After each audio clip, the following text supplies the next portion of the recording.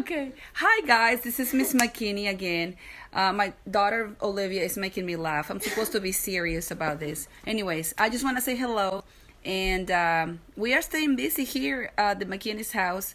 Let me see if I can reverse this image right now. All right, this is Olivia working on her math right now. And this is Victoria. She's doing something that I don't know. Oh, math also. Oh, wow. Algebra. All right. Excellent. All right. Today I'm actually going to read this book. I really like this book. It's Library Mouse, A Friend's Tale. Okay. So I hope you enjoy it. And I miss you. I miss you so much.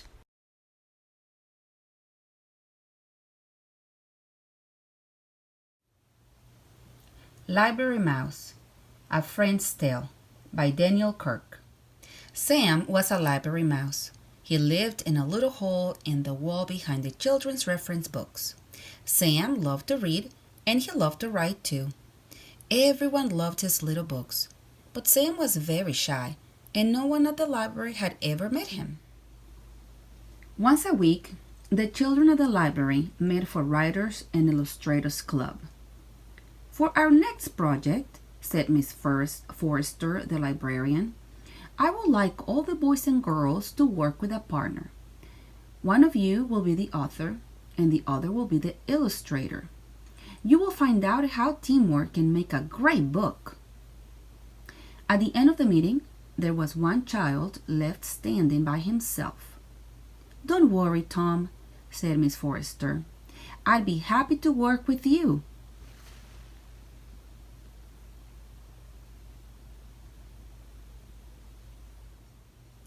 When night came, Sam the library mouse went to do some research for a story he was planning to write.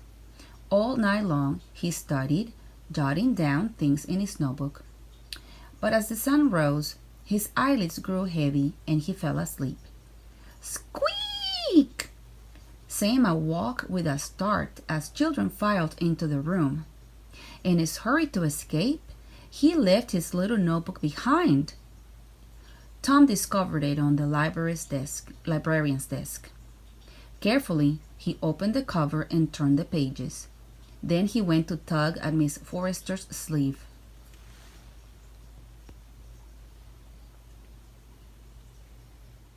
What's this? Said the librarian, flipping through the notebook. From the titles of the stories in here, I would guess this belongs to Sam, our mystery author. He's written so many books, and yet we've never had the pleasure of meeting him.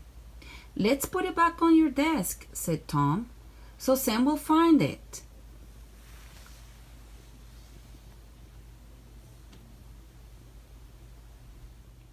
That night, Sam climbed onto the librarian's desk to look for the notebook. As he hurried back across the desk with his prize in his arms, the mouse stepped across an ink pad and left behind a trail of footprints.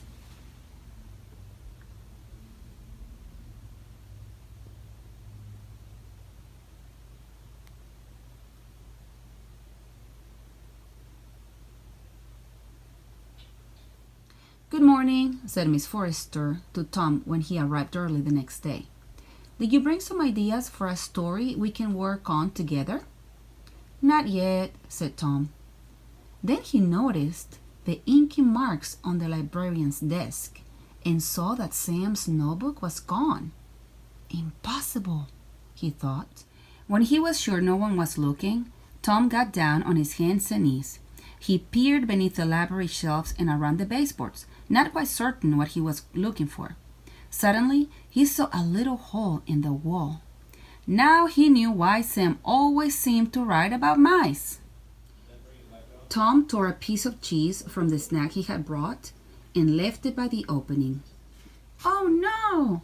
Sam cried when he stepped out of his hole that night and saw the cheese. Who could have left it? He wondered. What do they want? Sam thought it might be best to leave the cheese alone and pretend he had never seen it. But Tom did not forget about Sam.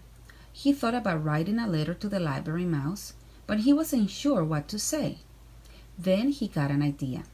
He sat down and started to write a story. It was called The Shy One, and this is how it began. Once upon a time, there was someone who was very shy. His name was Sam. People seemed to make him nervous. The children at the library knew what Sam was like because of the books he wrote, but nobody really knew who Sam was, and that seemed to suit him just fine until one day, when he finished writing, Tom folded up the paper and left it just outside the little hole in the wall. That night, Sam read the story from beginning to end. Tom had discovered the one thing Sam could not resist: a story. Sam grinned. He remembered Tom as a regular at the library. "I've got an idea," he said to himself, then went into his hole and got to work. When Tom arrived later that week for Writers and Illustrators Club, he felt a little guilty. He'd been so busy thinking about Sam that he'd forgotten to do his assignment. He got down on his hands and knees to look beneath the reference books. The paper he had left there was gone. Then he heard the librarian's voice. "Tom, what's this I found on my desk? I thought you decided not to work on a book this week. And then I found The Shy One, written by you and illustrated by Sam. I can't wait to share it with the group."